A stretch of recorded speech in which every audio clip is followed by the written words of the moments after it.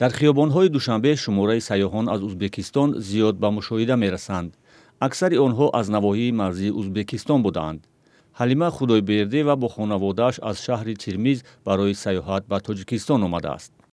нағзе Ботонска боғши дидем, ҳайкалҷойши кӯрдик, ҳама ҷойла чиройлӣ кан. Хурсанд будик, ҷудоям хурсанд будик. тибқи омори расмӣ дар 3 моҳи аввали соли ҷорӣ 145 000 сайёҳони хориҷӣ ба Тоҷикистон омаданд, ки нисбат ба ҳамин давраи соли гузашта 2.5% бештар будааст. аксари сайёҳон шаҳрвандони кишварҳои иттиҳоди давлатҳои мустақил, хусусан аз Узбекистон буданд.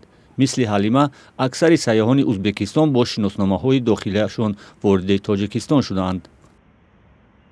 қием буданд. омода наметонистем. ҳозир ба границаам гузаштан хеле осон шудааст. ҳам наметиҳанд свободна гузаштан иҷозат ҳастанд. маълумоти оморӣ бар ин аст, ки бо иллати ҷорӣ шудани маҳдудият дар замони пандемияи коронавирус, шумораи сайёҳони хориҷӣ ба Тоҷикистон дар 2 соли ахир 4.4% коҳиш ёфта буд. вале аз оғози соли равон ҷаҳонгардоне, ки ба Тоҷикистон таваҷҷӯҳ доштаанд, дар ҳоли афзоиш будааст.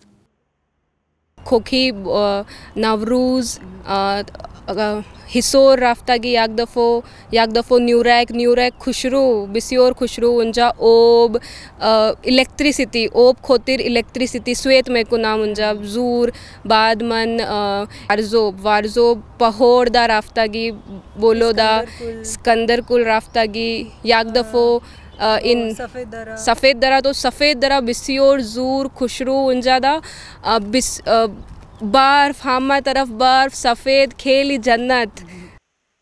дар баробари коркарди маъданҳои кӯҳӣ ва тавлиди барқи обӣ барои рушди иқтисоди Тоҷикистони кӯҳӣ сайёҳӣ яке аз бахшҳои ояндадор ба шумор меравад.